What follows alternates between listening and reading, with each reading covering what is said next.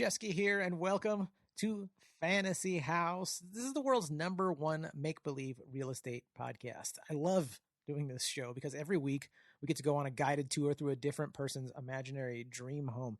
They're always pushing the limits with mind-blowing houses and weird technologies and magic and all that cool stuff. They make weird, unique rooms, and I ask them, I'm like, hey, could you come up with appliances and technologies that we don't even have so they can solve your very unique problems? People do that, and really it's just good old-fashioned creativity and silliness. Fantasy House podcast is NSFW. It's not safe for work, although we're super Mr. Rogers inspired. It's a lot more of an adult Mr. Rogers experience, so it's raw, it's honest. We talk about sex, drugs, people's bathroom habits. Sometimes people take us to dark places, and we're all about authenticity and really reigniting that carefree, playful spirit we had when we were 4 or 5 years old. Just fearless exploring of our imaginations and ourselves. You remember that? I love that. I feel like we need that as adults too. And that's what I want to facilitate with Fantasy House. I want to inspire people to explore that again, get that feeling, that little fire lit inside for story time and imaginary make-believe time and just being ourselves. And it really is a great time. In Nathan Hurd's episode, he has a zero gravity room. So you just go in the room, flip a switch, and you're floating around. Jade Catapretta has a lazy river going through her fantasy house that has sexualized dolphins in it. Fifi Dosh has a private hot tub on top of a private mountain in her backyard. John and Tom from Chad Goes Deep, their fantasy house is actually a cloud that floats around like an RV in the sky. So they can go anywhere they want. Nick the plumber, he's got a live studio audience. So when he's with his family and he drops the punchline of one of his dad jokes, he gets a real applause. Joel Jimenez loves to cook, and by the way, is an amazing cook. But in Joel Jimenez's fantasy house, he doesn't want to clean up. He hates cleaning up. Loves to cook, hates cleaning up. Well, he's got a kitchen that washes itself. In episode 94, Mike Ishak's kitchen is just a portal to his aunt's Indonesian kitchen, so he can have ringdang anytime he wants, which I've never had ringdang in real life, but we had it on his episode imaginarily, and if it's anywhere as delicious as it is fun to say, it's got to be good, right? Ringdang. Jeremiah Watkins did a Halloween episode, and his toilet paper dispenser is a mummy that you just unwrap and wipe your butt with. Nat Baymel doesn't even have a bathroom. Speaking of bathrooms, he simply has a wizard. Anytime you need to go, the wizard appears and just makes your bowels empty. Just abracadabra, poof. Or poop, poop, poof. So cool, right? Every episode is brought to you by me, Jon Shefsky. I am your local Southern California realtor. Not just a fantasy realtor. No, a really real realtor.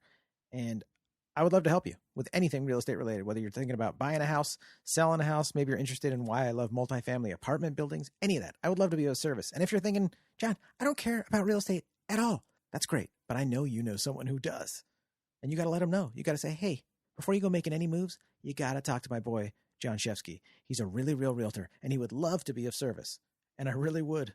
And even if you're not in SoCal, I can still help you because I have a referral network all over the country with some fantastic agents, and it's growing all the time. So check in with me. Let me know, because I got agents in Nashville, in Chattanooga, Austin, Texas, Boise, Idaho, Phoenix, Arizona. I got you covered. And like I said, that list is just growing. So just think of me when you're thinking of real estate. Be like, I'm going to hit Shefsky up before I do anything. Just send me an email, fantasyhousepodcast@gmail.com. I'd love to be of service or help in any way.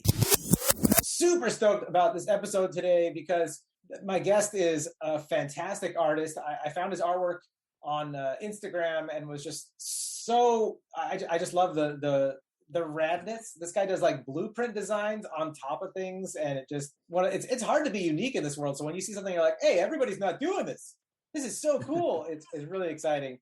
So my guest today is Justin Amrhein, and I can't wait. So in the words of the great Angelo Bowers, let us do this.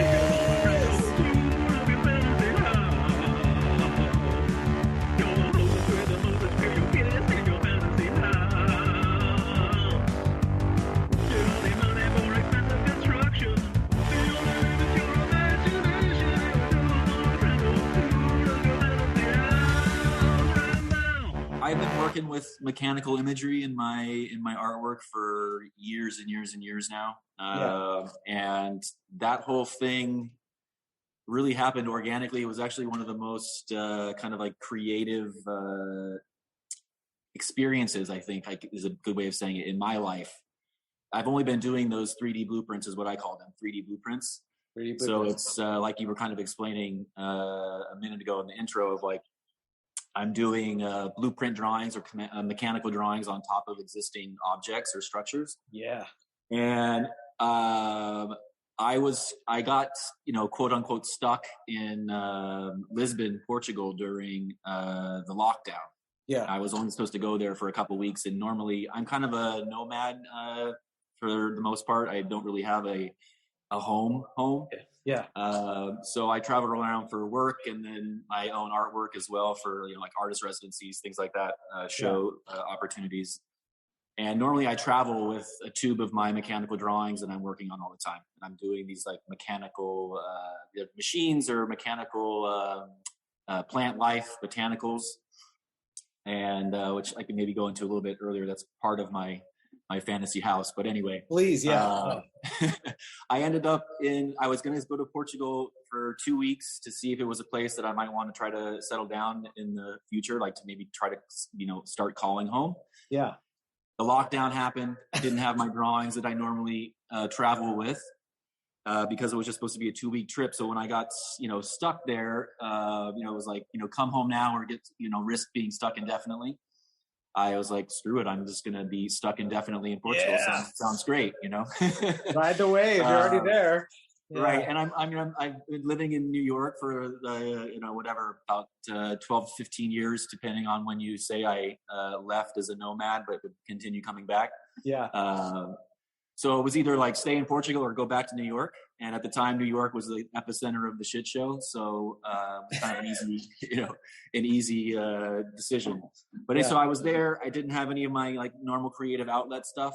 And I went out to this area of Lisbon on I would go on these like COVID walks is what I would call them. Where it's like, instead of watching Netflix all day long, I'd go outside and just walk around and explore the city. Yeah. And I ended up finding this object there, which is a dock bollard along the river, the Tigre River there. And for whatever reason, the shape of it, I was just inspired. I was like, oh, I should paint this. Is like, it's already kind of looks like one of my mechanical parts that I would create inside of one of my machines. And I was like dying to do something creative. And I was like, I should turn one of these things into a machine of some sort. And I just started going from there, trying to troubleshoot the idea. Decided on, I'll make it into it'll be like a blueprint. I'll just make it into this thing, a blueprint of a machine, which I had already been kind of working with blueprints through my mechanical imagery with my work already. So it was kind of a natural way to go, I guess, direction to go. But I've been looking for reasons or not reasons, but a way to go 3-dimensional with my work because it's mostly schematic drawing. And been trying to find a way to go sculptural for a long time and was struggling with it and finding something that I got attached with or that I was really inspired by. And for whatever reason, this just like clicked and it really exploded from there. So I did this one thing in the middle of the night. It was kind of graffiti style, which I had never done before. I went out at 2 a.m. and stayed there until 8 a.m. working on this thing. And then from there, soon after that, like a couple months later, I had already been accepted into this artist residency in Sacramento. So I'm from California originally, was born and raised in Sacramento. Oh, right on. There was this artist residency, the Ali Yousefi Project in Sacramento. And I'd already been accepted to that. So I went back for the artist residency, was planning on just working on my drawings. And when I got there, I was like, I'm going to play around with this idea of this 3D blueprint thing that I had so much fun doing in Portugal. And one thing just led to another, man, and it just exploded. I mean, and that's what you ended up seeing is that I eventually converted. I mean, I did a whole installation at the gallery there that's connected with the artist residency, which is Verge Center for the Arts. And that was like all these little sculptures of found objects that I transformed into 3D blueprints. And a friend of mine, because I grew up there, a friend of mine that I went to high school with, that, I see once a year, maybe if I come home for Christmas. He was, everybody's on lockdown and kind of bored and whatever. Yeah. And so I was in town and it was like, what are you doing? And I'm like, well, I'm actually, he had come to my studio at the residency already and kind of seen me playing around with these objects. But the day that he called me, I was like, I'm actually up on the roof of this building. I got permission from the building that I was staying in. What a fun call. I'm actually on the roof right now, dude. Yeah. So I got permission from the residency to do this little like hi-hat on the top of the building I was staying in. Oh, right. And I was converting it into a 3D blueprint, like just a huge sculpture. And so he was coming by. It took me about a week to do that one. And he would come by like every day after work. It was in downtown Sacramento. He would swing by after work. He'd come up. He'd like bring a 6-pack of beer. We'd have a few beers. He'd watch me work for a little while, and then he'd go home. And he was coming almost every day. And then a few days after it was all over, when I was done, he called me up and he was like, "Hey, I have this crazy idea. What would you think about converting my house into one of your sculptures, into a 3D blueprint?" And I was like, fuck yeah. Oh, dude, so rad. You said so hashtag yes, chef. Oh, yeah. Yes, exactly. I wish it was me. That's so cool. It was really cool the way that it worked out. It was really just kind of organic and natural. And so with that opportunity, basically was commissioned to do this guy's house, this friend of mine's house, Lance. And I spent about 3 months converting that into this sculpture, which, at some point, maybe your viewers can go check it out. But, and that's what ended up, you finding me through those posts of, I don't know exactly how you found me, but probably some of the links or hashtags I had on there somehow linked up to what you do. I don't know. It has to be. But I do some late night, like HGTV, but for stoner weirdos like myself. So like wild HGTV, where it's like online, like, whoa, like, have you ever seen Reddit? Room porn is one of the Reddit no rooms. It's called room porn. It's like hashtag or not hashtag / like room porn, and it's just people posting photos. It's not porn. It's just, although if you Google it, I'm sure it would be. But if you go on Reddit, like room porn is just like people's rooms, like, and it's beautiful photography a lot of times. Sometimes it's just someone's phone, but sometimes it's like gorgeous photography of like a library or a really unique living room or bathroom. But that kind of stuff, just like, man, I sit back with a whiskey and just sip it and like, time to go to bed. I was like, one more room. Like, I'm getting a dopamine rush. Like, I gotta see the next room that makes me go, holy shit, I never saw this. So that kind of browsing is how I saw yours. And it's definitely like one of those double takes where you're like, whoa, that's like a freaking external like blueprint, like in the 3D. And like, I love living art that you can like walk into and like, like it's so cool. It's cool that you got it right away. I'm flattered by the fact that you actually looked at it and got it right away. So that's cool. Oh yeah, man. I'm so glad so you a couple things. I definitely want to go back to the plant thing because you have posts on your Instagram with mechanical plant stuff, and then but the thing that you saw when you were on your Spanish COVID walk, right down by the river in Portugal, in Portugal, right, down by the river. Describe that for our listeners, the shape of this thing, because people know it. Like, you've seen it anytime you've been in a dock. Yes, yeah. So it's a big iron object. It almost looks like there's like a neck and a head to it almost that you would tie off large boats to, with your anchor or whatever, anchor it to the dock. And these things have been. It's the Tigre River. There is that section of it is no longer used for docking boats. Yeah. And there's actually like a walking and bike path that goes along this section of it. It's kind of like if you ever go to Portugal, because I now segue, I guess, sort of into what I just finished 2 months ago. I ended up going back there. So I'm in the process of trying to make Portugal my home. Yeah. So I went back there, was going through the process of getting my residence permit there and all this stuff, which is I'm super excited about. But anyway, went back to go check out the dock bollard that I did in the middle of the night, just to like go check up on it, let's go see how it's doing. Yeah.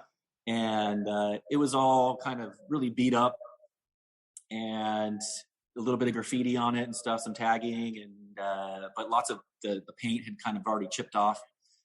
And anyways, I was walking out there and I was like, I should do all of these. I mean, there's a stretch, it's probably 3/4 of a mile long, right? Where there's all these dock bollards. There's about 26 of them, I think, like big ones that I'm describing. And then there's all these little ones that almost look like pawns of a chessboard kind of thing, these little smaller dock bollards. So I just had this, I was like, you know what, I should do all of these things. Like, why the hell not? So I went through the right channels. I contacted the Urban Art Gallery Association there, which I did some research in and found them, and they work with a lot of artists doing public work in the area. So I talked to them. They had to help get me permission from the city to grant me permission to do it, and I ended up painting the whole entire stretch there. So you did do it's pretty cool. So that's on my Instagram too. I don't know if you've looked at it recently, but you'll see, if you go back in there now, you'll see all of these series of dock bollards that I did. What's your Instagram handle so our listeners can check it out? It's at Justin Amrhein. So JUSTINAMRHEIN. And that, so anyways, sorry, got a little off base there. But I think it's rad. And I'm always fascinated when you talk to other people that have, that listen to that voice in their head that is like, hey, I want to do this thing, and like the unique ways that it kind of sometimes falls into your lap, where you wanted to do something, you said, with sculpture, with 3D, how do I bring it to life? And then the pandemic happens, you're on a walk, and somehow it pulls you into it. Like you almost got like, oh, that's the thing I was thinking. I don't even know if you were actually thinking on that walk. Like you're just like, hey, why don't I paint that thing? Holy shit, this is. Sometimes I realize when I'm halfway through something, I'm like, hey, this is that thing I always wanted to do, and I didn't even realize it when I started it. Like. Exactly. It was really, really organic. And like I said, I mean, all of this, I've only been doing these 3D blueprints it's been like a year and a half, I guess, since I did that first one. And it's exploded. I mean, the amount of work that I've done in this series is quite a lot, and especially in comparison to the mechanical drawings that I was doing before, which they take me a long time. They're really detailed. You know, I'm going into a lot of functionality, like trying to do some research and how to make these things as functional as possible, et cetera, et cetera. So sometimes I'll work on a drawing for, 5-6 months, maybe even more. And it ends up being, it's just that one piece, but it took me 6 months to do. Yeah. This is like, it's a little bit more immediate, like I went out and did that one in the middle of the night. It took me about 8 hours to do. So, and it's, start to finish. So with all of these, it depends on the size of the object, obviously, and how detailed I get and wherever it goes. But, I can do one in a week or one in a day, or, so there's the amount that I'm producing has been really satisfying with this body of work, as opposed to the other body of work that I'm doing, which is the mechanical drawing, a little bit more literal, functional. Is that for like a utility, or is that just fine art that is themed like that? It's just fine art that's themed like that. That's kind of the direction my work has taken me through the years of just doing mechanical imagery and creating functional objects. I mean, some of them I do these engine drawings that are a little bit more kind of whimsical and imaginary. I label all the parts, and it doesn't really have a specific function. It eludes the function. The botanicals, where I'm doing like mechanical flowers, mechanical trees, I'm actually trying to make them as functional as possible to what a real tree would do, or a real flower, how a flower grows. It has its fragrance, it blossoms, you have to water it, all of these things. And you're imagining this, you're in your make-believe world, you're coming up with this stuff for the sheer pleasure of they call it nowadays world building. I'm too old for this, but world building. When I was a kid, it was just like you buy the Star Wars book that has like the extra stuff, and you're like, I want to know how these things work. I love the cutaways, and stuff like that. Yes. And you're just doing that for the pleasure of it. Like, how do I make this functional? This flower that's mechanical. Yes. I mean, like conceptually wise, the work is like, I am creating this kind of world, but it's also kind of in this like dystopian future that I'm looking towards, of like a lot of my work, most of my work is kind of conceptually based around the environment, helping heal the environment, or the results of what we are doing to the environment. Instead of having real trees and real flowers, if we keep on going down this path, we're going to have to result to having these like mechanical versions of these things. So we solved it. We solved everything. It's all mechanical and dead, but we solved it. Exactly. Like, okay, can we exactly. We terraform Mars. Could we fucking terraform Earth, you assholes? Exactly. Totally. Exactly. That's right. So that's kind of I guess that's the inspiration behind it. And even the 3D blueprints themselves are these machines. If you dive down deeper into the concept part of it, I mean, I just like them on their own, just as objects, as turning an existing thing into a machine. What that machine does for you when you see it I don't really care, right? I like to leave it open for interpretation. I think that's great. But for me, when I'm, a true artiste, right? I guess he's so. open to interpretation. Open to interpretation. But the machines, I feel like, to a certain degree, these machines, if you look at them and you see that they are a machine, I think it's a natural progression of being inquisitive of like, well, what do these machines do? Yeah. So the 3D blueprints I'm designing is these futuristic theoretical machines of helping to heal the planet or combat the effects of climate change. So whether it's cleaning the air or the water or heating the water or cooling the water, enriching the soil, so on and so forth, is what I'm kind of the deeper dive into the concept of what I'm doing when I do these 3D blueprints of their functionality. I love that. It does make sense. It makes very good sense. I just feel like even without wanting to label anything or anchor anything down with any kind of like utility, because I just feel like just you going through the painstaking or the pleasure of like I said, world building on these ideas, I feel like just opens up, it opens up potentials in ways that, you can't even imagine, whether it's like the future of somebody like looking at your work in 20 years and being like, hey, this guy why don't we actually build this thing really quick? Or, right. I feel like in so many ways, or even just as this topic art does scare the shit out of some people to the point where they're like, hey, maybe we should take something serious here, like yes, for real. Yeah. Like, sometimes those movies and those art, as much as it gives me depression and makes me fucking terrified and have nightmares. Right. For certain personality types, it's like, that's actually the kick in the ass that those people need to be like, oh, Mad Max is not good. And then 1 + 1 = 2. Let's not have that. So yes. I don't know. I think there's just so many ways that your creativity can be applied in positive ways. That's really cool. Bushi, get off of there. Come on. Yeah, it's really cool. So I guess a personal question too. As an artist, obviously, I mean, I love asking anyone. I have real estate investors on my show. I have comedians. I have my buddy's a plumber. Like I just have regular people on the show all the time. Right. One of the questions I love asking is like, hey, like what puts you in the zone, or like what's the thing that gets you focused, gives you that pleasure of like, like target shooting, like focus and zone pleasure. For you, obviously, like one of the things is going to be your art, right? Because you're yes. Is there anything like non-artistic that you do to like escape like the stresses of like a project you're working on or regular life? Well, it's part of where my life has sort of taken me recently. Is just traveling, exploring, trying new foods, and exploring the world in general. Yeah, is a nice just kind of release for me.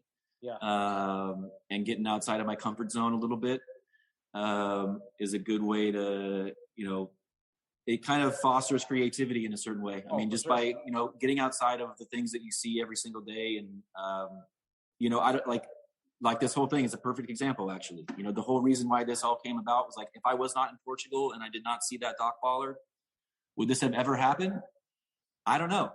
Probably not. I don't know. It's a weird one. It's hard to answer that question, but it's like, that's the kind of thing that I think in a roundabout way, it really fosters my creativity. Yeah. Well, you mentioned getting out of your comfort zone, and I love anything. I had this realization a few years ago. I love hiking, I love snowboarding, off-roading, mountain biking, and then I was like, oh dude, I love like wavy trails. Like I love like whatever it is, whether I'm on foot, whether I'm in a vehicle, sitting shotgun in somebody's truck, or riding my mountain bike. Like I just love like being on a path and like it curving and not knowing what's around the bend. And that's that exploratory nature, I think, that, you and I share, and probably most humans share. Some of us answer the call and some of us ignore it. But yeah, the joy of like, just like, I notice my 5-year-old will be like, Daddy, I want to keep hiking. I just want to see what's around this one turn. I'm like, oh man, it's like, it's like a healthy indulgence. We're like, yeah, I need to know. And you saying that, like that exploratory, stepping out of your comfort zone. What was the last thing that you did that was kind of out of your comfort zone? Like, did you eat snake balls or something weird, or was it just simple, like? The last thing outside of my comfort zone that I did, that's a tough one. I feel like a lot of what I'm doing is kind of outside of my comfort zone. Food-wise, that's a good answer. Food-wise, It doesn't have to be food. I just use that example. I started. What's that? Sorry. I just use that example for food. It doesn't have to be food. Yeah. But I will say, food-wise, I mean, I think my palate has changed in the last 3 years since I've really dove into traveling more.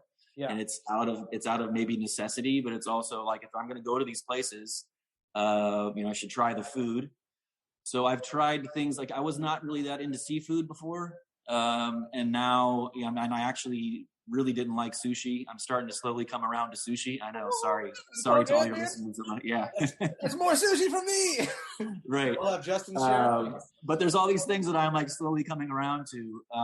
And, I've been places where they're eating bugs and stuff, and I have not done that yet, but it's like, the more you're around it and the more you see it, I'm kind of like, man, maybe I'd try a fried cricket. I might do that. Oh, dude, my brother's wife, their family's like, she's first generation American and they're all Mexican. They bring back fried bugs all the time. And I'm like, hell yeah, dude, I've been eating these things and chocolate covered scorpions since I was a kid. Like, right. You'll get around to it. It's not so bad. It's definitely it's not a good replacement for steak if you're a meat eater, but it's definitely like in an emergency, in a pinch, or just like throwing a few in your mouth. It's like, better than We'll see. I might come around to that. I think, in another sense, just like being social in a new country, in a new city where you don't speak the language, and meeting new people, like all of that is completely out of, your comfort zone. Yeah.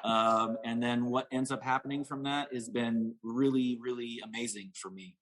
Just all of the people that I've met through my work and through my artwork, of having these interactions with people, is super, super satisfying when you just kind of allow yourself to, open up a little bit to it, and get outside of, like we're saying, get outside of your comfort zone.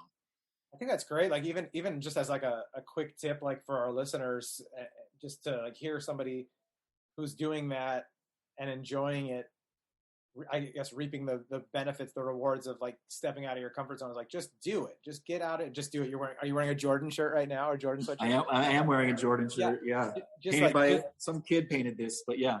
Oh, that's super rad. I used to have I used to have a Boba Fett that I painted in the Air Jordan thing.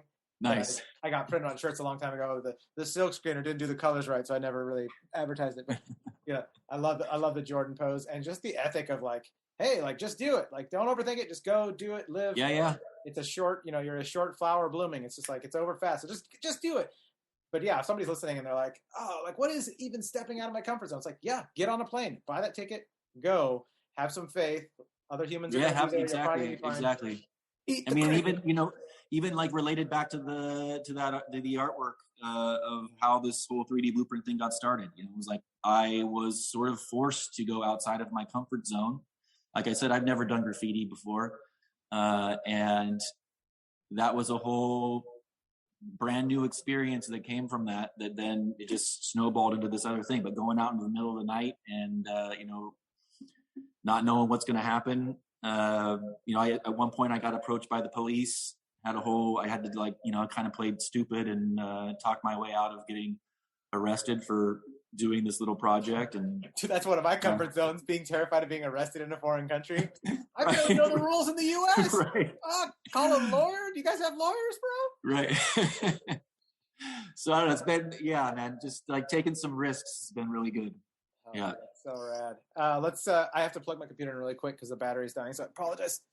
No worries. Change of scenery. Here we go. Let's go to your fantasy house. Okay. So my fantasy house is, I think a lot of it, hopefully, I mean, it's a fantasy, but hopefully a lot of it is rooted in potential reality, right? Yes. You can do, dude. This is CrossFit for your brain. Right. Mr. Rogers. I mean, as I was kind of going through, like once you and I talked about doing this, and I listened to some of your past episodes, and then I started kind of like, it's been really fun, just like actually thinking about. I mean, I guess I have this idea in the back of my head. And a minute ago, you were talking about this, like it was called room porn or whatever. Yeah. You're right. Yeah. I say this all the time. I do this, like, I do real estate porn. I mean, I tell my friends all the time, I get lost on, like, Idealista is this real estate website Yeah. that's based in like Portugal, Spain. And I spend hours on there just like looking at, apartments, buildings, warehouses for sale. And it's like, half of them, more than half of them I'll never be able to afford necessarily, but it's just like, you just get in there, you get lost. Follow your gut as you do with everything else, man. Maybe you fall into a place. Exactly. Who knows? Serious. Maybe you make a deal with your artwork and you're like, dude, the signing bonus is $3 million. So like, I guess I'm going to put a down payment. Seriously, I like that idea. I like that idea. Seriously. So I guess first and foremost, my fantasy house is not number one, I guess it would probably be in Portugal, because I'm trying to make that kind of my home base now, right? So I seem to be drawn towards Porto, which is the northern part of Portugal. Okay. So I would like to get a warehouse near Porto. Okay. And it would be like at least 10,000 square feet, right? At least 10,000 square feet and at least 20-foot high ceilings is like, would be key. Yes. So, and it would be, maybe it goes without saying, but it would be a live workspace, right? Oh yeah. So I want to be able to have a giant studio, this like dream studio, and then also a dream house within the studio, within the warehouse. So building a house, within the structure. Yes. Oh, I love that style. Would be really cool, right? Have you ever seen Synecdoche, New York? The Charlie Kaufman What's that? movie? Have you ever seen the Charlie Kaufman movie Synecdoche, New York, with Philip Seymour Hoffman? No. Oh, dude. No. Well, you have to see it. But okay. But I just love the idea. I love there was anytime I go anywhere that has theatrics where you're like, we're indoor but we're outdoor. There was a bar called Sassafras in Hollywood that was like kind of like an early 1900s like Kansas feeling, but it was like you go inside this building and then there's like the old school buildings inside. Yes. Oh, dude. And perfect. This is exactly what I'm talking about. So like, kind of where this idea came from in a certain sense is I do a lot of art installation as part of other work that I do. Yeah. I was working at a gallery in New York for a long time. One of the artists there, this artist, Andrew Ohanessian, did this piece that it was called House Party. And we had this big exhibition space in Brooklyn. And, it was probably, the ceilings are probably like 40 feet high in this thing. And it's an old boiler room that we gutted out and turned into an exhibition space. And he built a suburban home inside this building. And then there's like the opening was a house party, right? So it was like just mobs of people. There was a keg and people, cooking in the kitchen and having sex in the bedroom and like breaking shit and doing, tagging the walls. Was it like live actors? The house party gets like totally out of control, Was it live actors doing this, or was it? No, it was not actors. This is just people. These are the visitors coming. Like anybody can come to this, and you're just participating. If you want to, that was the exhibition. Was just being at the house party that is this suburban home in the gallery. It was amazing. So that piece sort of, kind of, I guess maybe sparked the inspiration of like having a warehouse and building a house within this. So having its own roof, it's all doesn't have to be temperature controlled with the whole entire warehouse. It's controlled on, its own unit within that warehouse. So going from there, this would be at least 20 feet high would be the warehouse. So it could be kind of like a 2-story house, right? Okay. On a base level, every single room in the house would have speakers.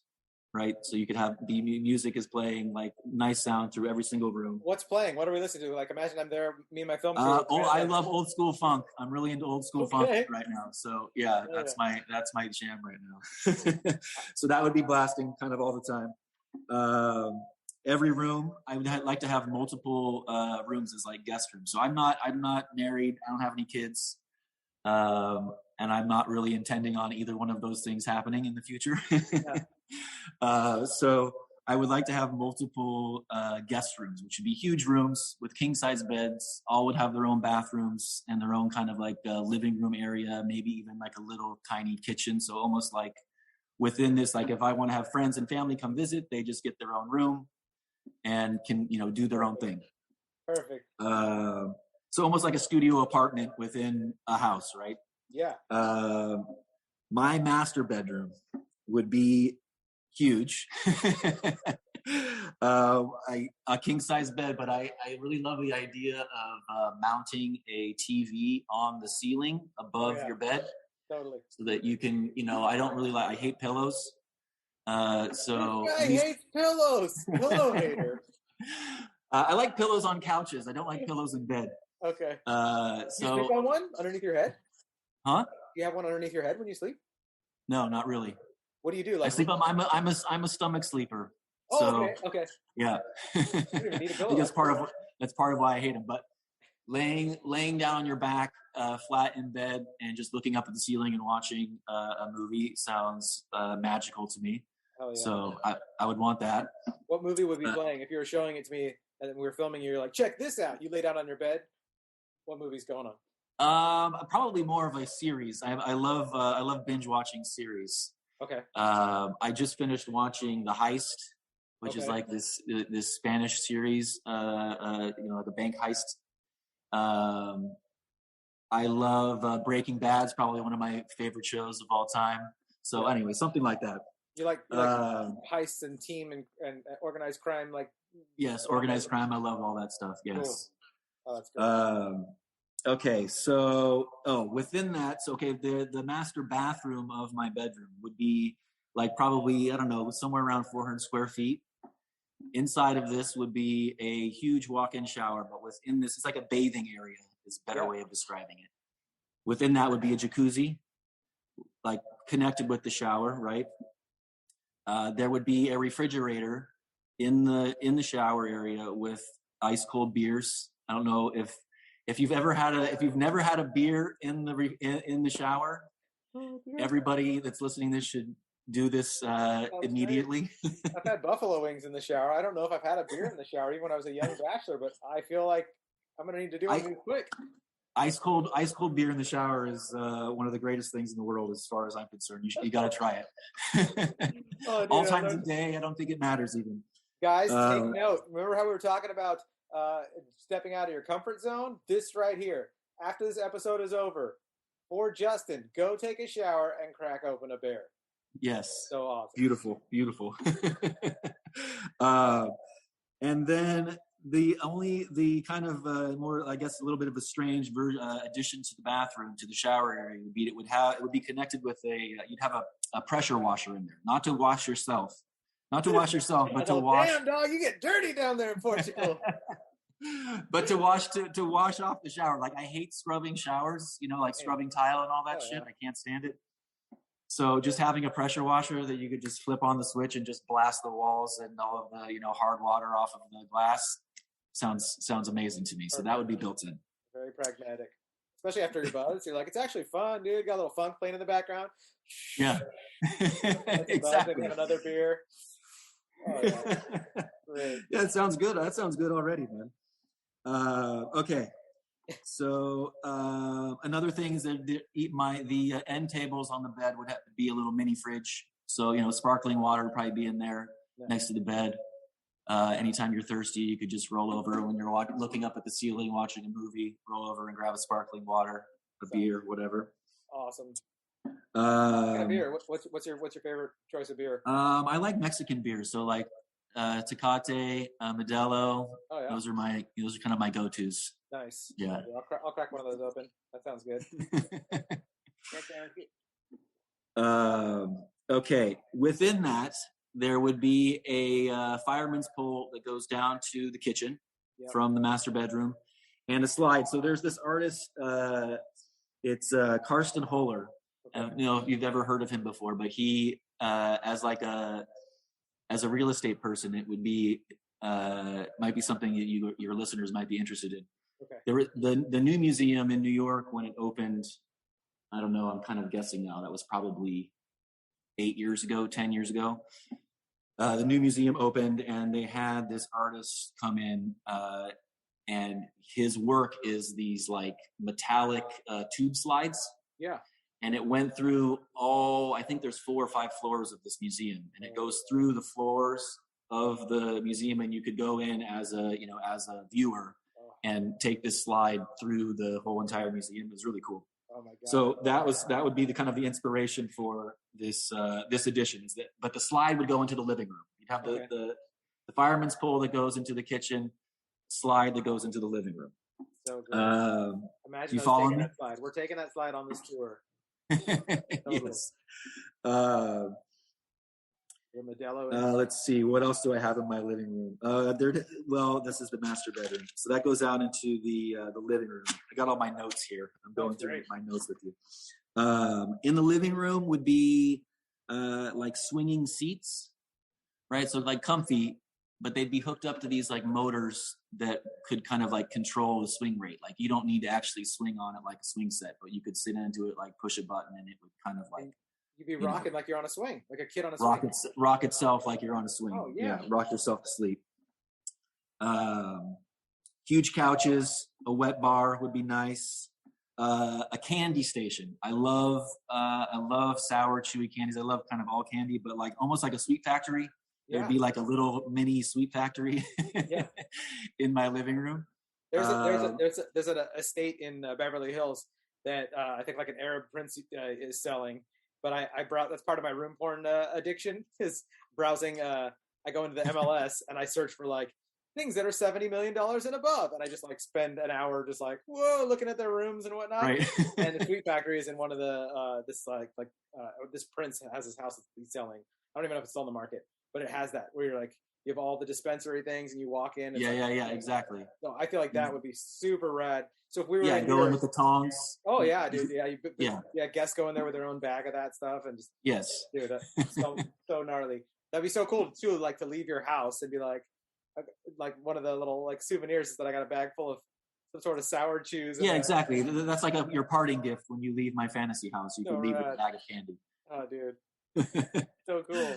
That represents me perfectly because I'm always eating candy. So, have you found any cool candies when you're in Portugal that you're like, oh, we don't have this in the States? You know, there's so I was just in. That's actually one of the biggest downsides, I guess, of traveling as much as I do, is that I miss certain types of candy a lot. Yeah. And finding the candy in each of these cities that I go to for long periods of time is always, it's fun, it's challenging, but a lot of times it's disappointing, I gotta say. Yeah. I was just in Abu Dhabi for about 7 weeks, and their candy situation there is no good, man. All they have there's a candy I love that's a Middle Eastern candy, and it's like sesame seed, like ground up and smashed like a paste, and that's it. And they're like, that is all we have. You're like, what? If you like dates, I mean, there's some really cool like it's Lebanese like sweets. It's not really candy, but there's some amazing Lebanese sweets there. Dates are really big there. If you like dates, I mean, like candied dates are pretty good, but it doesn't itch my, huh? If you have a date, is that you stepping out of your comfort zone? You're like, all right. Yeah, definitely. Oh, yes, that was definitely stepping out of my comfort zone. And I'm not the biggest fan of them, I gotta say. It doesn't replace.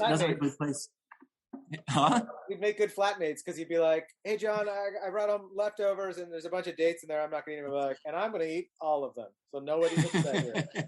Especially if you wrap them in bacon. Oh my God, dates any day. Right. I have had that one. That one's pretty amazing. Not going to lie. But they don't replace like the sour trolley gummy worms. So totally. At least not for me. Or Skittles. Skittles They have Skittles in, it's the same thing in Portugal too. They have Skittles in Portugal. I love Skittles. They have Skittles in Portugal and they have Skittles in Abu Dhabi, but they're different flavors.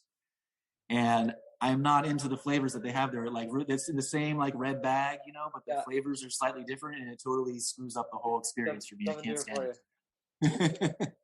That's good. Okay, so anyways, I got sidetracked on my candy conversation. No, that's what this podcast is about, dude. This is like, I like getting you excited about stuff because it's fun for me to kind of imagine like what would be grubbing down on too in your house, Definitely candy.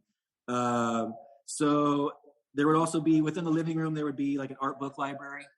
That's one of the things I miss most about not having my like home. Yeah. With all of my things, is not having like a permanent studio would be number one, but not having kind of all my art books is nice. Just kind of like sit down and browse through different artists' work and get some inspiration from some of that. Yeah. Wait, So you're saying not having that is kind of relieving? No, not having that is I miss that. I miss not having that. Okay.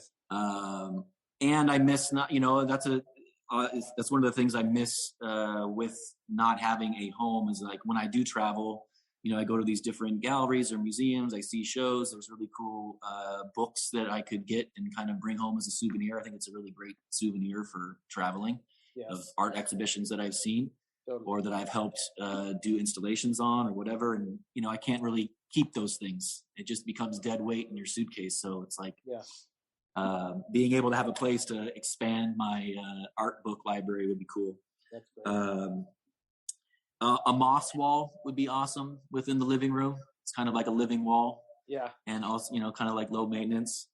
Do you find those are more popular in Portugal than they are in the States? Have you had a chance to... I haven't really seen any of them in Portugal, but I haven't been in Portugal long enough or know enough Portuguese people to probably be able to answer that, surely. But I've definitely seen it. I've seen it in New York more than I've seen it anywhere else. But having a living wall is, even if it's like succulents or something like that, is pretty cool. Yeah, I agree. And low maintenance. So that's pretty much the living room. We've got the huge couches, the swinging seats, a wet bar, the candy station, art book library, and a moss wall. The dining room. First we'll talk about the kitchen. Yes. Are we gonna have a fancy meal? Are we about to grub down? Yes, for sure. So there would be a huge island, which I think is kind of a no-brainer in any kitchen these days. Huge island with bar seating. I would want 3 refrigerators, 1 for beverages, one for wine, which is also a beverage, but it'd be like just a wine fridge, a beverage fridge with like beers and sparkling water and, whatever, juices, and then another fridge just for food. And then a 4th, but it's a freezer, just a full-size freezer for your frozen goods. So there'd be many, many appliances in this large kitchen. But 3 total fridges. There would be, I listened to one of your episodes a while back, and one of your buddies had a Donatello pizza oven, brick oven in his kitchen. Yes. That was pretty on point.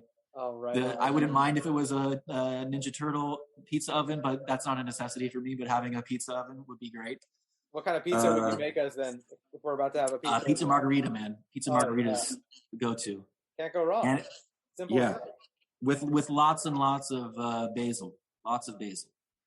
That's always, I don't know about you, but when you have pizza margarita, it always seems like there's not enough basil leaves on the pizza. So that would change the game in my kitchen. Dude, I can eat so much basil. When I get Thai food or when I get Vietnamese and I get pho, I'm always like, can I get extra basil, man? I like just soak it and eat that just by itself. Yep. Just basil. Yeah. That's one of the best additions to pho, actually. Oh. The basil and mint also. Oh yeah, good. I have basil and mint. I just did a grocery run. I have basil and mint in my fridge right now. Mint for my smoothies and basil for I'm gonna make some. I bought like eggs and some stuff to make like a frittata kind of thing. Cool. I'm coming over. What's your address? Dude, come on down, dude. Are you in Sacramento right now? No. I'm in New York now. Oh, you're in New York. Okay, you're too far. Yeah. You can't make the drive right now. No, but maybe I'll be there at some point. I'll give you a call. Hell yeah. Hell yeah. You can restock up on the basil and mint. Oh, I will. Always getting basil. Okay, so there'd be the pizza oven, a shawarma spigot. Oh, yes. Yeah. Or shawarma, or I love al pastor tacos, which are also on a spigot. I don't know if you've ever seen that, but that's like maybe my favorite thing to eat would be al pastor tacos. Oh, dude, there's a place in LA. Is it Tacos Leo? I don't know if you've ever been that. It's like a famous taco truck, and they have the spigot, and the guy has like the knife, and he cuts the pineapple. It's like part of like the show where he cuts the pineapple. He like throws it high up in the air and then catches it, and then catches it. Yes. Yeah. Oh. That's like I went to Mexico City for several weeks a couple years ago, and that I was totally blown away by that whole thing. I mean, I love it. I don't know if I had even had al pastor tacos before I went there, so it was really mind-blowing. But then the way that they chop off the pineapple and catch it in the taco was just like, come on, man. Oh, dude, the showmanship's so great. Makes it exactly. So the shawarma spigot, And then I love burritos. Love burritos. I'm actually cooking burritos tonight. So if I can cook anything, if I can brag about anything that I cook, it would be burritos as a California kid. Yeah. I have perfected my own burrito with some Mexican rice that my old roommate's grandmother used to make him. So it's, anyways, I would have like a burrito. Don't stop. Don't jump past the burritos.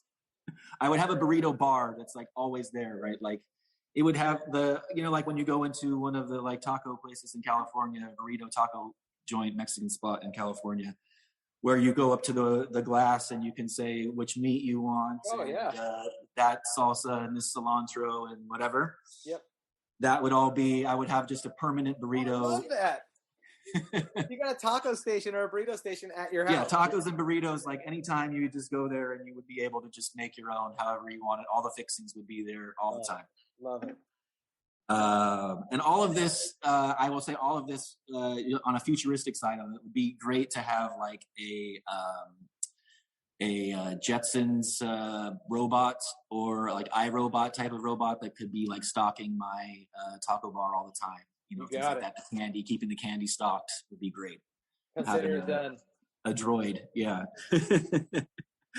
Okay, and then would you paint the droid if you had like a droid? Would you paint it like? Sure, for sure. Okay. I think part of when your listeners go and check out my work, hopefully on Instagram or whatever, a lot of people tell me that they're like, oh, it's kind of like this like Star Wars thing. It's like, and I can't. It wasn't a thought out thing, but I can't deny. I mean, I'm 42, so I grew up with Star Wars. I can't deny that that's probably part of this like deep rooted inspiration to some of this work. I mean, they're also blue and white. It kind of has on a base level, it has sort of maybe like an R2-D2 kind of feel to it, but which if somebody wants to compare it, like say like, oh, this makes me think of Star Wars, like, cool. Okay, I'm good. Cool. But at the same time, it is the funny like corporatization of our society where everything like relates back to something that's been marketed towards us and been like our corporate overlords have shown us, and they're like, that reminds me of so and so. You're like, hey, motherfucker, there are other things outside of culture in the nature of reality. Yes. But everyone's like, that's like so and so. And you're like, I haven't seen that show. I'm sorry, I live outside of my television. But but it does. I mean, it's like a feedback loop. I mean, like what's what like culture? Yeah, for sure. I mean, like to dive deeper into that for a second. I think. You could argue that a lot of my work comes from, I mean, I grew up, with Transformers, was really into Transformers. Robots were like glorified in my house. My dad's an artist, and I would get these Transformers for my birthday or Christmas or whatever. And my dad would be like, look at this thing. Like he'd pick it up and be like, look how amazing this is. Like this robot is so cool. Like this isn't even a toy. This is art, and he would take it and put it on the mantle in our living room. And the mantle ended up like turning into this like robot collection. Like if I wanted to go robots. Yeah. And it's actually only snowballed from there. Like my dad's now obsessed with collecting robots, like old toy robots. So anytime I go somewhere, if I can find like a robot shop somewhere, which is like, I went to Tokyo, I don't know, a few years ago, and there's a huge mall there that is like all old toy robots. Yeah. And ended up finding some really cool stuff to bring home for him for gifts. But that's right. Maybe your guest house should have in your fantasy house. Maybe one of your guest houses should be like one of those ones should be themed like old school robots. A robot room. Yeah, sure. That would be easy. That would be easy. My mom would love to get rid of some of my dad's robots, let me tell you. You're clearing space using your fantasy house. Can you pick some of these up? They're taking up a lot of space over here. I'll put them in the fantasy house, Mom. But what I was getting at with that is just the inspiration of all these things as a child, like whatever, is it Star Wars? Is it Transformers? A combination of all of those things. Star Trek. I was really into Star Trek when I was a kid too. We used to watch Next Generation as a family every single Saturday night. Like I'm 40, so I mean I watch the same stuff probably as you did too. Right. So all of these things I think, is rooted in some weird way to what my artwork has become, where I take my inspiration. So just in addition to the kitchen would kind of be like an outdoor kitchen connected to the kitchen that's always like not necessarily always in use, but there would be like a covered area with a barbecue outside, like right real close. An outdoor sink. All of this is the stuff that seems sort of like all of these is like sort of doable, right? Based in reality. The dining room would be kind of connected to the kitchen. I'd have a huge table. So it would seat probably at least like 12 people. I would like to be able to sit at this table. Really long. I even wrote down my dimensions here. So 5 feet wide by 12 feet long table. Yeah. In the middle of it, the reason why it's 5 feet wide is that in the middle of it, there would be basically like a really long, for lack of a better explanation, like a long Lazy Susan, or like a sushi. You can go to a sushi place and it has like the motorized track that brings so sushi fun around. Right. So there would be this like oval track in the middle of this table that you could put all the dishes on. In front of everybody's seat, you would have a direction button left and right that you could just push and move the track around in either direction to get the dishes that you want. A sort of futuristic, but doable thing right now would be able to have a wall. One of the walls that's along the dining room table, this really long dining room table, would be the whole entire wall would be like either a huge TV or maybe be a projection, but probably wouldn't work as good as a projection. But more like just a huge TV, like what you see at like an NBA game or something, right? Sure. And it could be linked to like Zoom call type of stuff where you could have like invite friends to dinner that are in different places since I travel so much, right? Yeah. And I'm probably going to be settling down in Portugal where like all my friends are in New York or California or whatever.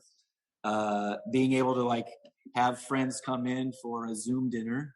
We cook the same meals, but in different places of the world. Oh yeah. And they're there sitting and they're like life size in the room. Yeah, that's rad. At the table. Oh, that's so cool. That's very Star Trek, dude. That's super rad.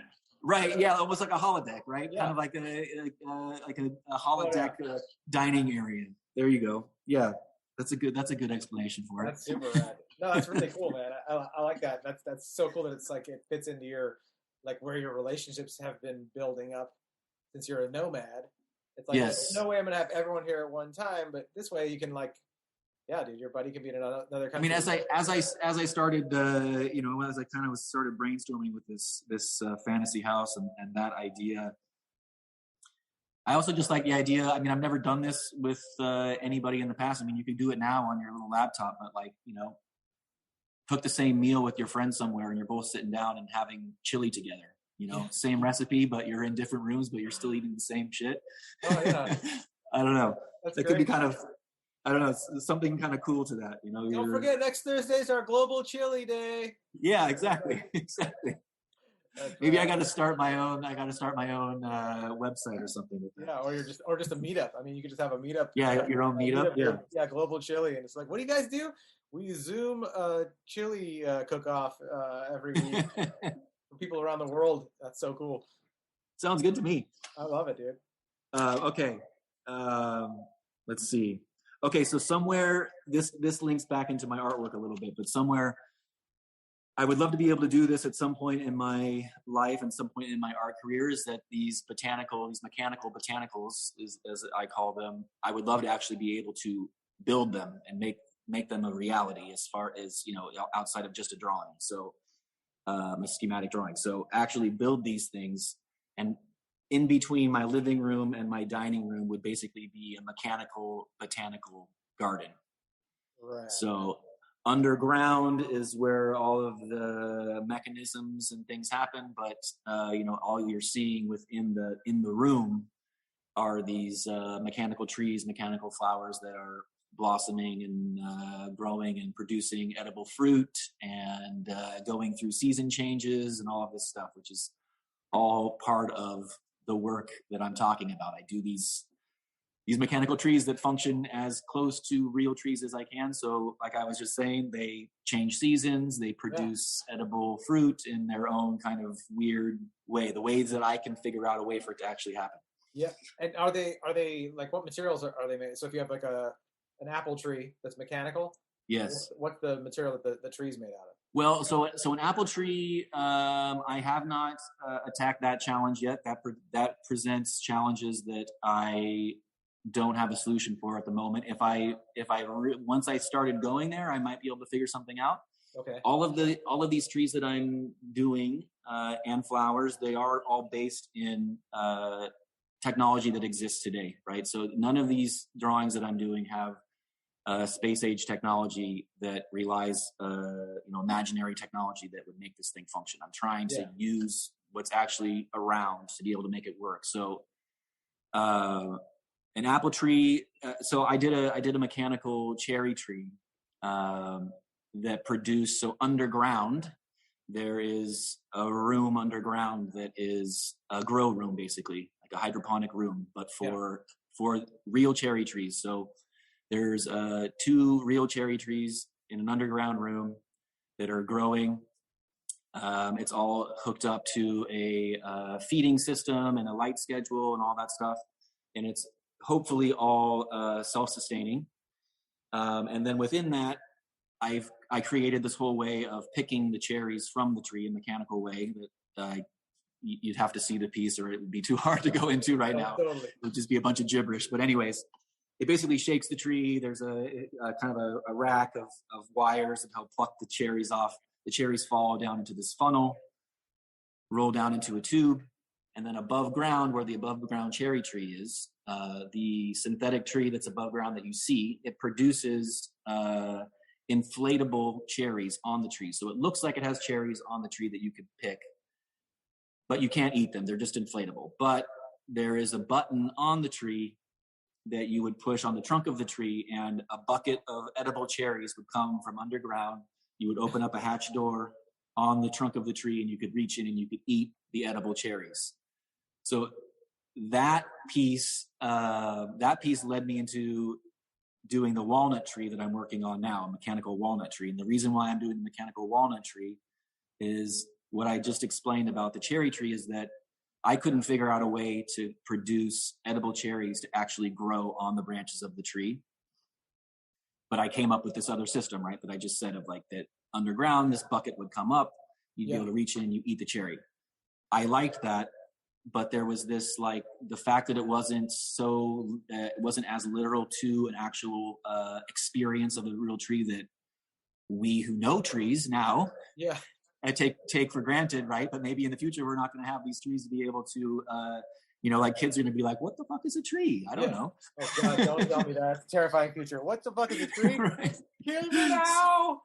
Right. So trying to create something that's as realistic to a real tree. The reason why I tackled doing a walnut tree is that I could process a way of getting edible walnuts to be on the tree, where you would pick a walnut, open it up, and inside is an edible walnut. Yeah. So same sort of premise. That piece, the mechanical walnut tree piece that I'm in the process of working on, is same sort of premise. Is that underground there is 12 real walnut trees, but they're dwarf trees. So this is all like, dwarf trees actually exist. I don't know if you've ever heard of dwarf trees, but not offhand. No. It's kind of it's a new way of like cropping, right? So instead of having these massive walnut trees, you can have, or it doesn't have to be a walnut tree. It could be any type of tree, but they're just dwarf trees. So they're smaller. You can grow them indoors, and they produce a large yield for that size of a plant. So it's kind of like a genetically altered, as far as I understand it anyways, kind of a genetically altered plant, these dwarf trees. And just so that people can, like a gardener or somebody that's like doing some sort of green thumbing, can basically harness the power of this tree that's traditionally much bigger, but you can still enjoy like right avocados. Because we have an avocado tree that I think is a dwarf tree. My brother planted and said, like, it's only supposed to go this tall and it's supposed to grow a little bit wider. Like, that's probably exactly. So underground there's these 12 dwarf walnut trees that are all growing hydroponically. again, right? And within that, again, a whole picking system where the walnuts fall off. They go through a whole shelling station where the shells are cracked open. The meat of the nut is popped out with this whole mechanism that I've created. Those nuts, real edible nuts, fall down into a blender. They get chopped up and get sucked out through a vacuum that are, fit to size to be able to go through a pneumatic system throughout this tree. So once those little walnut chunks are the right size, they go into the pneumatic system where from there I'm again back to kind of like the cherry tree, right, where I was saying I had these like inflatable cherries. Yeah. I've come up with a way to make like inflatable hollow walnut shells that harden. So it would be they grow. They harden with kind of like a two-part kind of epoxy system that once it mixes together, that material hardens. The outer shell. Have you heard about this? There's like water-soluble plastic now. No. Have you heard about this? I mean, this is one of those things that I've read about. I don't know why grocery stores around the world are not using it already. Of like you can actually have garbage bags that you just put into the sink. And they just turn on the water and it just dissolves. So that's how I feel real estate too, though, dude. There's just so many things with they'll be like putting a new building up, and I'm like, why are they not doing like all for the past 20 years? Like, there's been so many eco-friendly ways to make buildings, and you'll be like, they just put this whole new $20 million building up, and you're like, they didn't do any of the stuff that we knew we could do. Like, son of a bitch. So it's right. It's the same in any industry. Right. It blows my mind. It blows my mind that we're not taking advantage of the technology that we have. But anyway, so takes a long time to adopt it, son. It's coming around. It'll happen. We just have to hang in there. If we can survive long enough, it will get adopted. Yeah, if we survive long enough is key. Yeah. So the walnuts grow.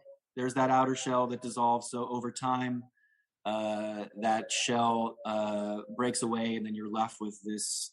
I mean, I guess better way of describing, I'm trying to describe it, through an audio podcast here. So I'm doing my best. No, you're doing great. With a visual art. But so these walnuts are inflated like a little balloon, right? And it has I don't know if you've ever seen a walnut growing on a tree, but it's got a green outer shell, like a meaty green. It's not even a shell; it's like a casing. Yeah. And then within that, over time, that green casing kind of gets brittle and starts to crack. Yeah. And underneath that is the brown walnut shell that we're used to having, right? And then within the brown walnut shell is the actual edible walnut. So through there would be this inflatable green balloon that's from the outside looks like a regular walnut that we are used to seeing on a real tree. On the inside would be a shell that I am forming through a mixture of epoxy and pigment and compost from like the falling leaves from the actual real trees that are growing hydroponically. So this mixture creates this goop that I'm pumping in to these little seed pods or walnut pods that are on the branch of the walnut tree. They inflate.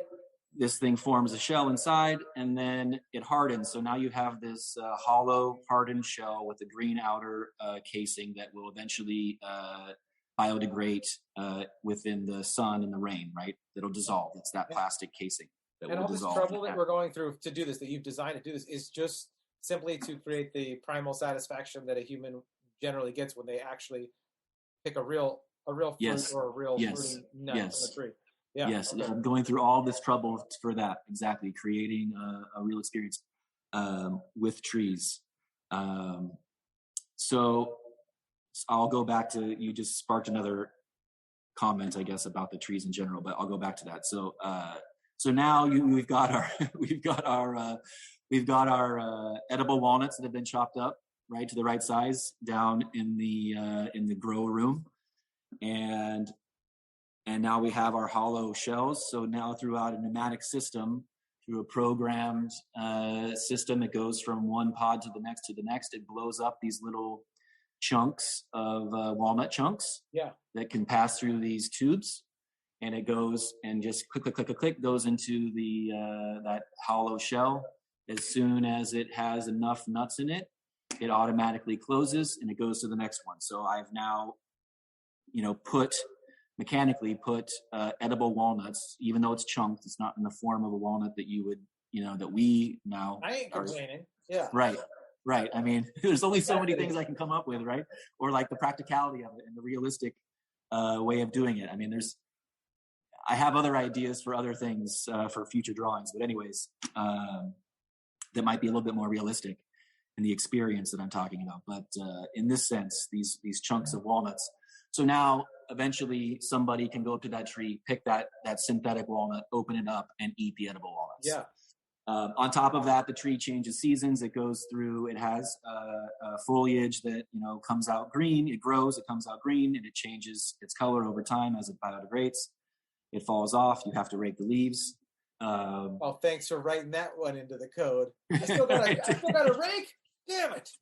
Of course you got to rake, man. I had to rake leaves like a madman when I was a kid, so damn right you have to rake. That's hilarious. Kids these days, man. I gotta for nothing. Nothing's free. Yeah, we can't let kids get away with not being able to not having to rake leaves. It's true. There's a lot of pleasure involved in earning your keep. So that's right.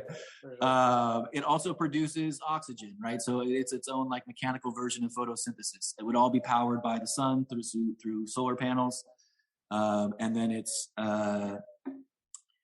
producing. I have in hospitals, there's actually machines that produce oxygen. It gets pumped throughout hospitals. It creates a more like cleaner air and breathable air.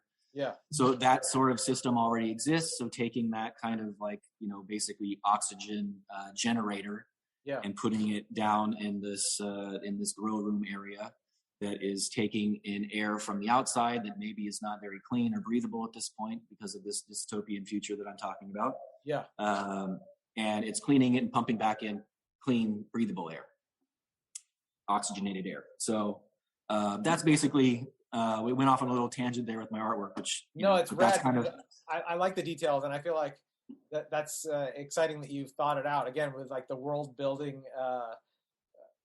spirit. I think that's I want to keep people want to know like. So the walnuts get ground up, then they're going through this tube. Like that's the fascinating stuff that makes you kind of go through the book and keep going. Like, well, how does a lightsaber work? Speaking of right. So I feel like that's no apology necessary. I appreciate that you. There's also, I mean, a side note on this. As we're talking, just dawned on me that there is kind of a little bit of a fantasy tree aspect to this, as in relationship to like this fantasy house. Yeah. Conversation that we're having is that. In addition to all of this that this does, that a real tree does, there are some fantasy sides of it. So this tree that I'm doing is the old walnut tree that was in my backyard where I grew up in Sacramento. It's now no longer there. So it's like this replacement tree. Yeah. And there used to be a rope swing on it with a tire, that my brother and I played on when we were kids. Classic. So in addition to this, there's going to be a button on the trunk of the tree that you push, and a rope will come down, and an inflatable tire will come out, and you'll be able to swing on the tree. When you want to retract it, you can push the button, and it retracts it.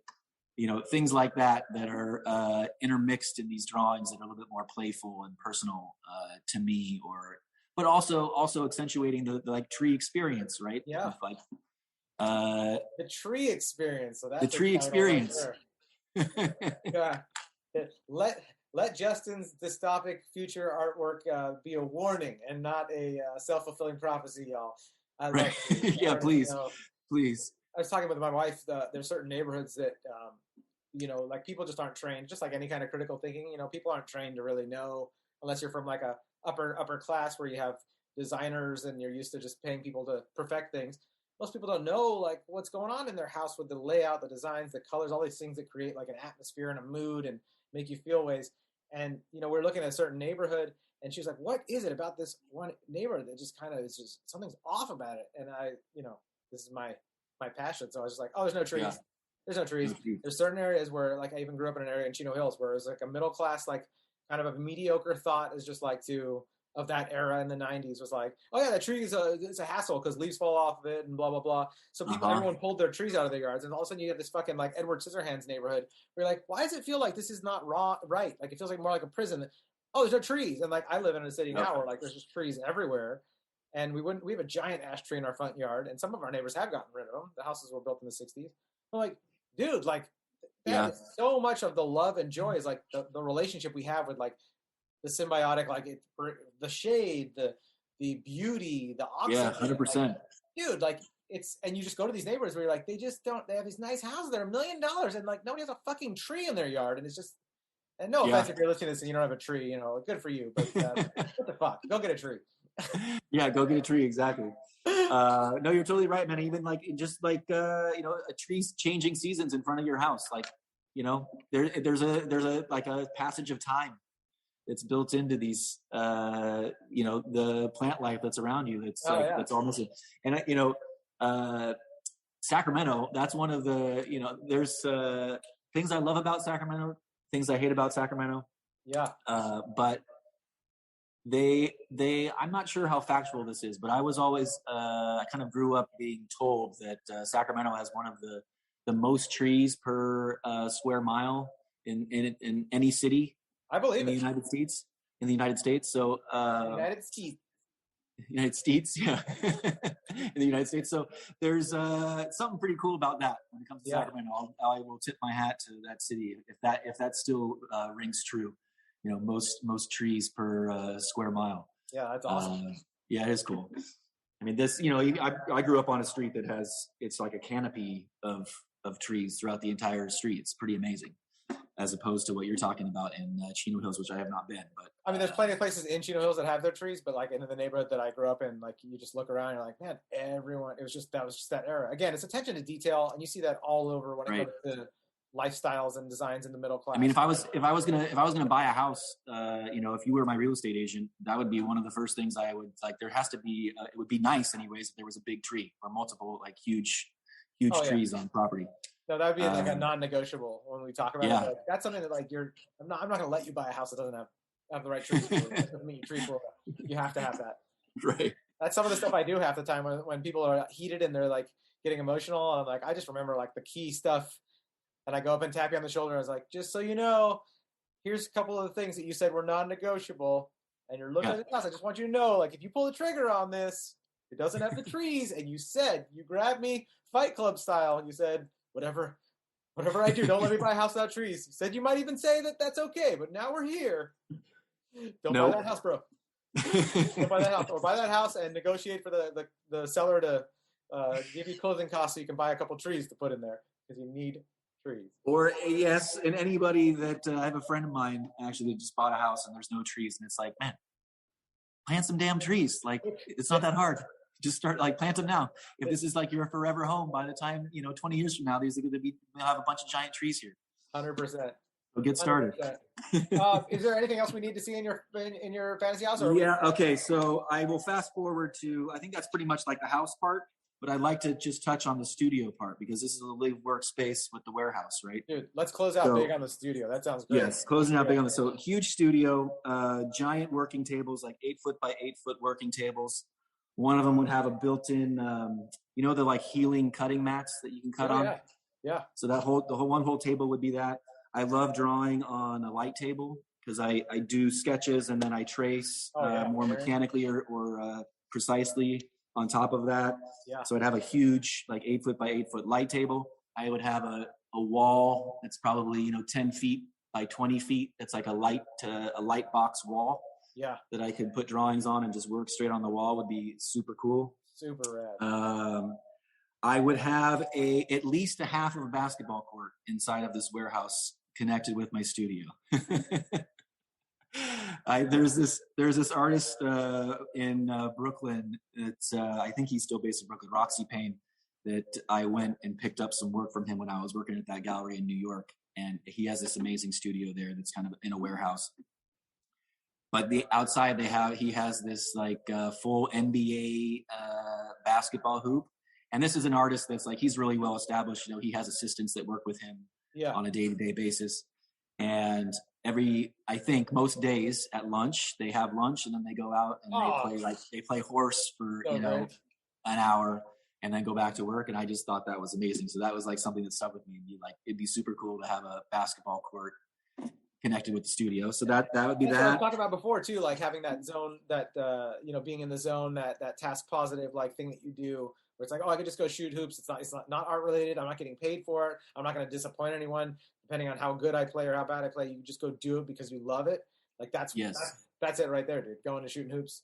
Right. Yeah, you're right. And it's a nice release. You know, you're doing something physical. It's fun. You can actually do it by yourself. It's satisfying. You know, you can get better at it. I also like that, like working at something and getting better. You know, for sure.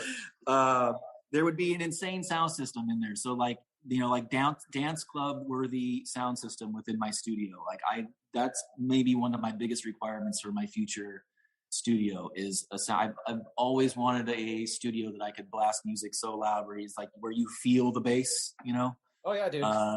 Would be incredible. I love that.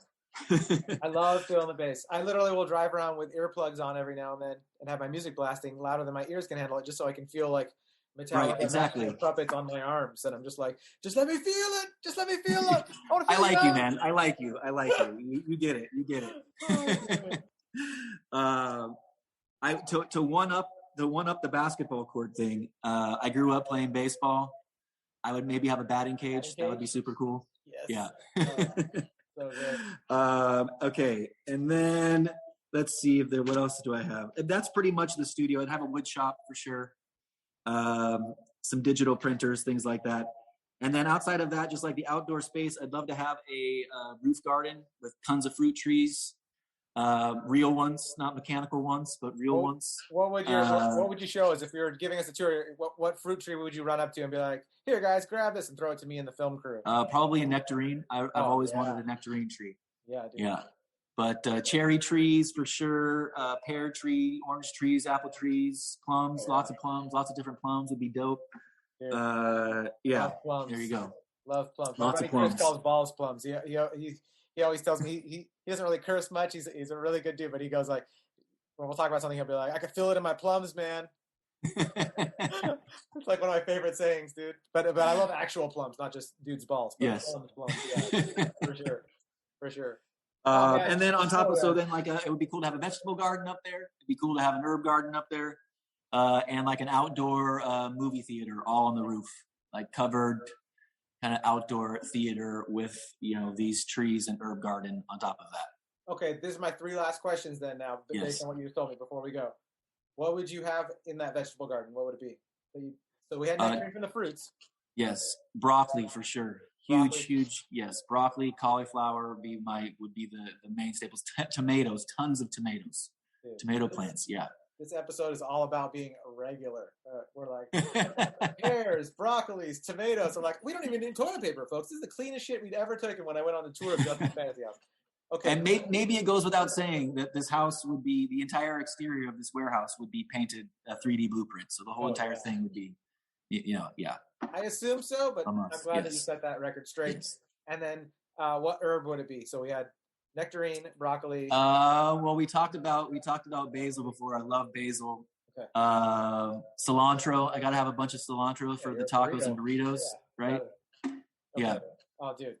And honestly, if you have this like experimental night with your burrito tray, I would like to try something with mozzarella and basil in the burrito thing. Just thinking offhand. That sounds good. I'm sure I've done like a pesto quesadilla in one of my emergency bachelors. Right. Just like, what do we got that's got flavor that'll just okay. And then the third question then is that if you have a giant screen up there, a theater screen, what movie would you be like? And check this out, guys. One of the original Star Trek movies, from the 80s. Oh yeah. Dude, such an awesome fantasy house, man. Thank you so much for getting creative with me and just Yeah, thanks for having me. It's been fun, man. I appreciate it. So with this whole 3D Blueprint project, I call it the 3D Blueprint Network. And I did that one on the roof that I was talking about that my friend came by and originally saw, and then I did the house. I've done all of these dock bollards in Portugal and Lisbon. And I've recently been working on this pitch proposal to try to expand this network of machines all over the world. So I'm trying to find pre-existing structures, buildings, objects, water towers, silos, homes, warehouses, buildings, whatever, that people that are interested in maybe, going out on a limb a little bit or being a little adventurous and transforming their building, their business, their home.